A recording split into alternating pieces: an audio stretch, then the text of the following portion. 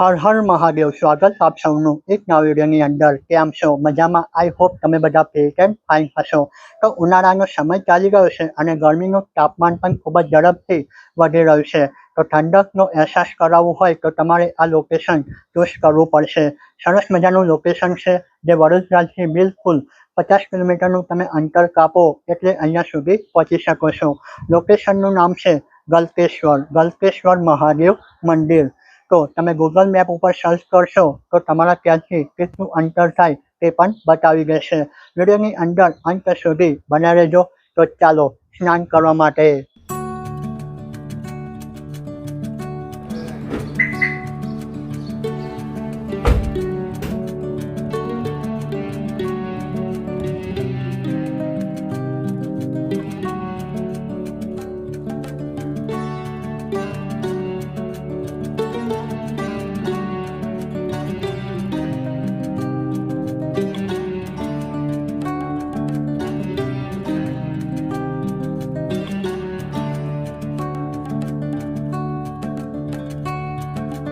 Vadodara gas limited.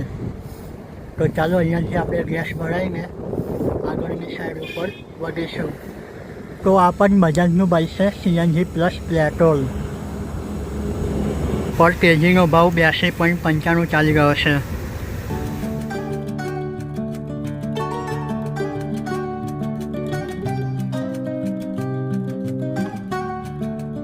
Dakor side પરથી આવશો તો 16 કિલોમીટર થશે. સરનાર ગામ છે, તાલુકો છે ગલકેશ્વર અને જિલ્લો છે ખેડા. અહીંયા તમે આ રીતનો 500 મીટરનો લાંબો બ્રિજ પણ બનેલો જોઈ શકો છો. એ બ્રિજ બે ગામને જોડે છે.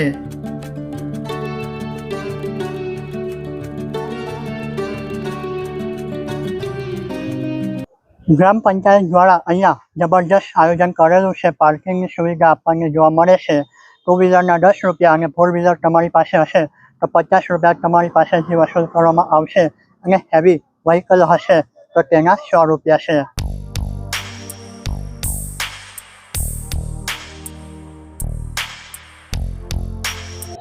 નદી તરફ આપણે જઈ રહ્યા છે તે પહેલાં આપણને અહીંયા નાના મોટા સ્ટોલ જોવા મળી રહ્યા છે જ્યાં આપણે નાસ્તો ચા પાણી કરી શકીએ છીએ.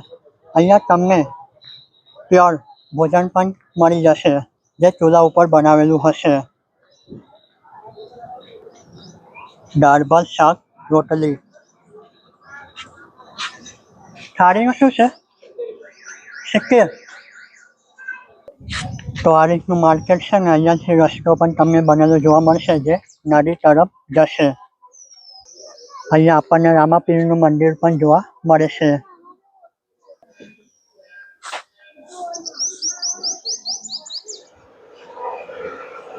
તો આ રીતનો ઘાટ સુંદર બનેલો છે. અહીંયાથી તમે કમસે કમ 200 થી 300 મીટર ચાલશો એટલે નદીના કિનારા સુધી પહોંચી જશો. ત્યાં પણ નાના મોટા સ્ટોલ તમને લાગેલા જોવા મળશે. ઘાટ ઉપર ઊભા હોઈશું તો આપણને સંપૂર્ણ દ્રશ્ય કંઈક આ રીતનું નજર આવવાનું છે.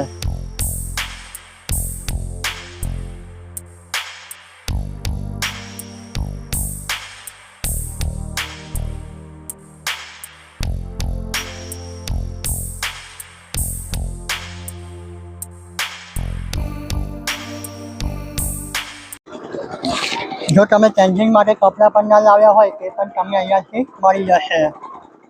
ઉનાળાની ગરમીમાં નાળીનું આવું ઠંડુ પાણી મનને શાંતિ આપે છે. આ દ્રશ્ય આપણને પ્રકૃતિ સાથે જોડે છે અને પર્યટનનું મહત્ત્વ સમજાવે છે. ખરેખર આપણી નદીઓ આપણી સંસ્કૃતિની જીવાદોરી છે અને તેની સાફ સફાઈ રાખવી એ આપણી ફરજ અને જવાબદારી બને છે.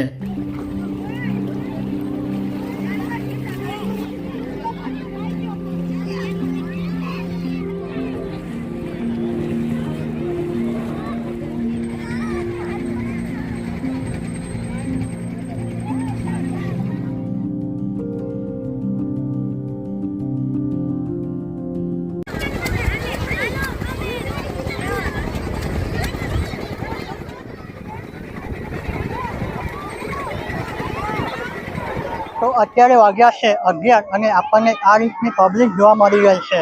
તમે સવારમાં આવશો તો તમે આરામથી સ્નાન કરી શકશો. જ્યારે બપોરનો સમય થશે તો પબ્લિક અહીંયા વધી જાય છે.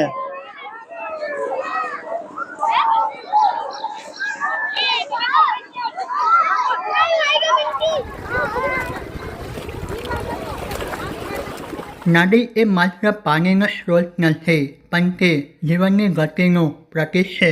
જેમ નદી પથ્થરો અને અવરોધો વચ્ચે પણ પોતાનો રસ્તો કરીને આગળ વધી રહી છે, તેમ આપણે પણ જીવનમાં સતત મહેનત કરીને આગળ વધવું જોઈએ. નદીના કિનારે વિતાવેલી ક્ષણો આપણને કુદરતની નજીક લાવે છે અને તાજગી આપે છે.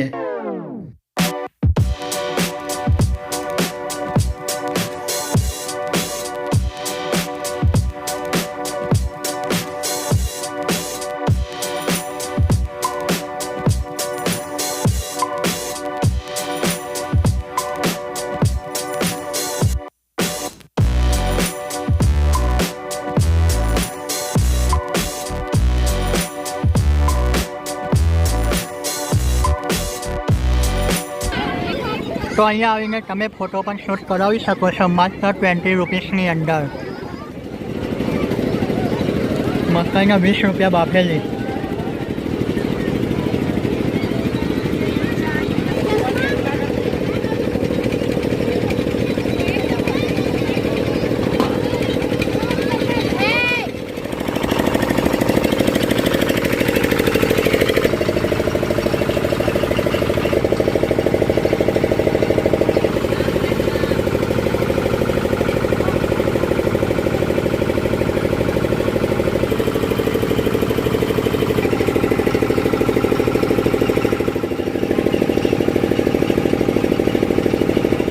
તો અહીંયા તમને લોકરની સુવિધા પણ જોવા મળશે. તમે લોકર પણ લઈ શકો છો.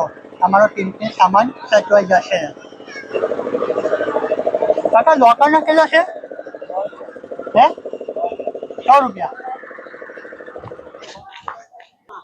વર્ષો જૂનું, સોલંકી વંશ જૂનું આ મંદિર આપણને જોવા મળે છે. ઓમ નમઃ શિવાય. તો અહીંયા બૂટ ચંપલ કરીને ઉપરની સાઈડ ઉપર જઈશું અને અહીંયા સંપૂર્ણ હિસ્ટ્રી પણ દર્શાવવામાં આવેલી છે. તો આ રીતની હિસ્ટ્રી દર્શાવવામાં આવેલી છે જે તમે વાંચી શકો છો. મંદિરની એક્ઝેક્ટ બાજુની સાઈડ ઉપર આપણને ધર્મશાળા પણ બનેલી જોવા મળશે. જ્યાં તમે અંદરની સાઈડ ઉપર જશો એટલે આપણને જૂના જમાનાનું આર્કિટેક્ટ નજર આવવાનું છે.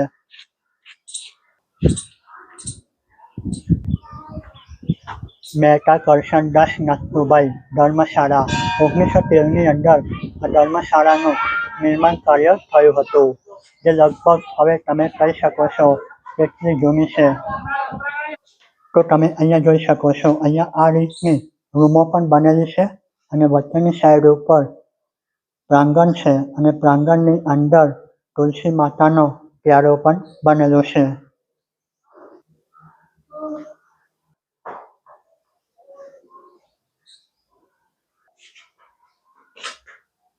પહેલાના જમાનાની અંદર આ રીતના સ્ટોર કરવા માટે વપરાતું સાધન અત્યારે આપણે તિજોરી પણ કહીએ છીએ. તો આ ધર્મશાળાની અંદર આવશો તો તમને કંઈક આ રીતના દ્રશ્ય જોવા મળશે.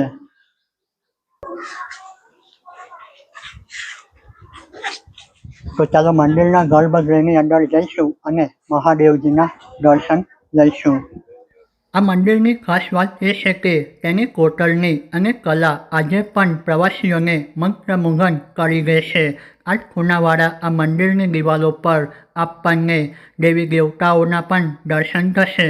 એવું માનવામાં આવે છે કે અહીં ગાલક ઋષિએ તપસ્યા કરી હતી, જેના નામ પરથી આ સ્થળનું નામ ગલકેશ્વર પડ્યું. આ મંદિર માત્ર એક ધાર્મિક સ્થળ નથી, પણ આપણી પ્રાચીન ભારતીય કલા અને સંસ્કૃતિનો જીવંત પુરાવો છે. ખાસ કરીને શ્રાવણ માસ અને શિવરાત્રિના પર્વ પર અહીંયા હજારોની સંખ્યાની અંદર ભાવિ ભક્ત દર્શનાર્થે આવે છે.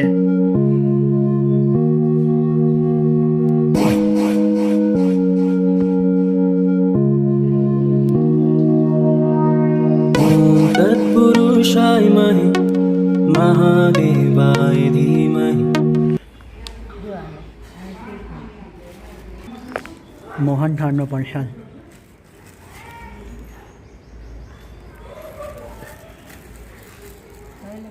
મહીસાગર નદીમાં સ્નાન કર્યા બાદ તમે અવશ્ય મહાદેવજીના આશીર્વાદ પ્રાપ્ત કરી શકો છો. મંદિરમાં આવી દર્શન કરીને તમને ખૂબ જ સારો અનુભવ જોવા મળશે. તો ચાલો દોસ્તો, નેક્સ્ટ વિડીયોની અંદર ફરી મળીશું. જો તમને વિડીયો પસંદ આવી હોય તો તમારા મિત્ર સાથે શેર કરજો અને લાઈક કરજો. અહીંયા સુધી વિડીયો જોવા બદલ તમારો ખૂબ ખૂબ આભાર.